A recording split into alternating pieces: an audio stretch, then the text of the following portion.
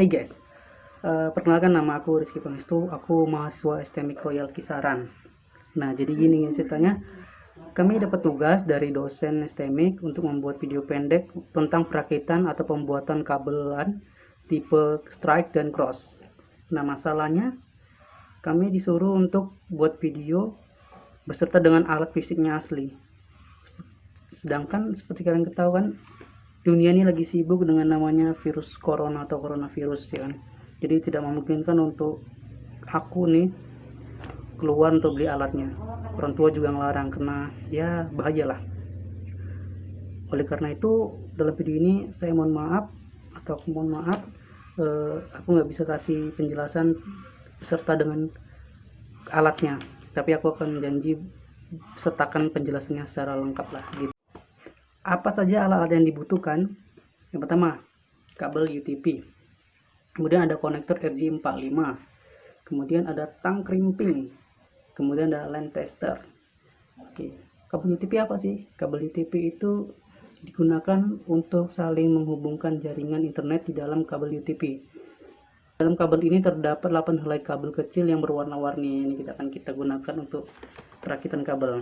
Langsung saja kita masuk perakitan tipe strike-nya ya. Untuk warna penyusun kabel bisa kita lihat di gambar ini. Oke. Yang perlu kalian perhatikan dalam pemasangannya harus yang benar ya.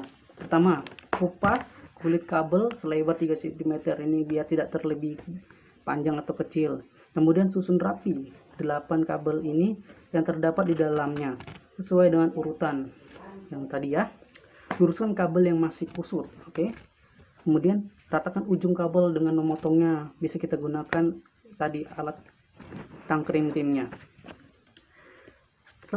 Oke, setelah rata kita yakinkan betul tidak kabel tadi berurutan warnanya. Setelah urut dan setelah rata, kemudian masukkan ujung kabel yang tadi yang dikupas ke dalam RJ45. Pastikan sampai ke ujung RJ45 nya. Setelah itu perlu kalian perhatikan juga, ini ada fotonya, jangan sampai terbalik ya. Jadi yang ada kayak slotnya itu mengarah ke bawah. Nah seperti itu.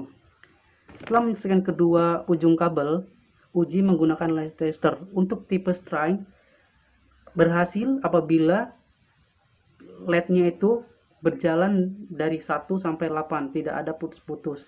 Jadi jika ada misalnya 1 yang 2 mati, 3 hidup, berarti yang LED keduanya tidak benar, ada kerusakan di situ. Perlu kita ketahui kalau benar tuh dari 1 sampai 8 tuh berjalan terus. Oke, next. Kemudian kita ke tipe cross ya. Nah, tipe cross dan strike ini sebenarnya hampir mirip, tapi hanya beda di ujung kabelnya saja. Jika tadi tipe strike misalnya putih oranye, putih hijau biru, putih biru hijau, putih coklat. Nah, untuk cross ini ujungnya beda. Boleh kita lihat ini ya. Ini ada dia di foto ini keterangannya. Oke, lanjut. Untuk untuk proses pengupasannya sama seperti tadi, kupasan kabel maksudnya. Hanya saja beda di ujungnya. Oke. Untuk memasang RJ45 juga sama, hanya beda dengan urutan warna.